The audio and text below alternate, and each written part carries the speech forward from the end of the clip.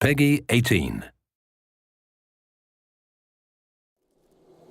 Welcome, stranger. Name's Halleck, and it's a pleasure meeting you. I run this little shop. Got enough supplies here to keep you alive and fighting.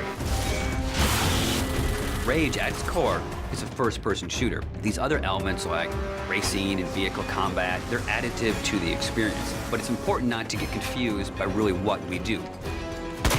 We're id, we make first-person games. You know, when you pick up the shotgun and you shoot a bad guy, you know what to expect.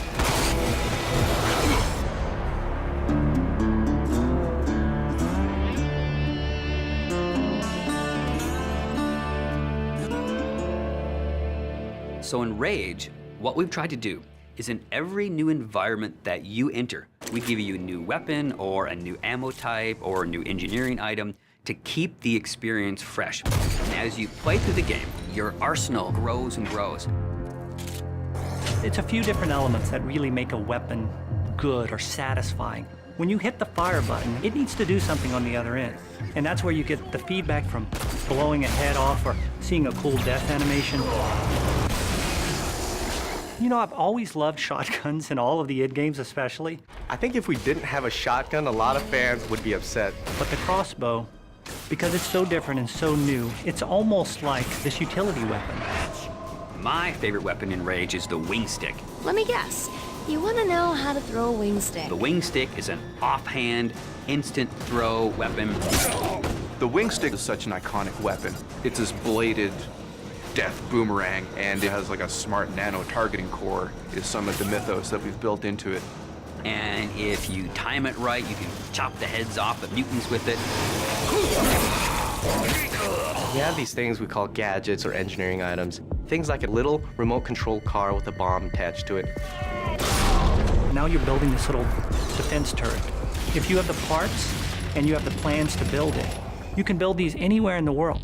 So now you're running around, you're firing, and instead of just tossing a grate or just throwing the wing stick, you're tossing down a little defense turret. When we have other more complex engineering items, as you progress through the game, things like sentry bots that are automated robots that shoot all your enemies for you. If you utilize some of the other gadgetry items, you can make it a thinking man's game. But it doesn't stray too far from our core mechanics. It's one button. It all follows the same principle. I pay nicely for quality goods.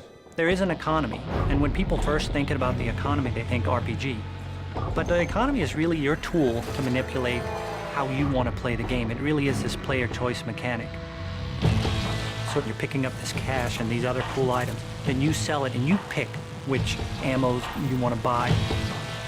When you get these new things, you'll want to try it out. And when you do, you learn how that impacts you as the player and how you want to approach a situation. But at every step of the way, we never want the inventory to get in the way.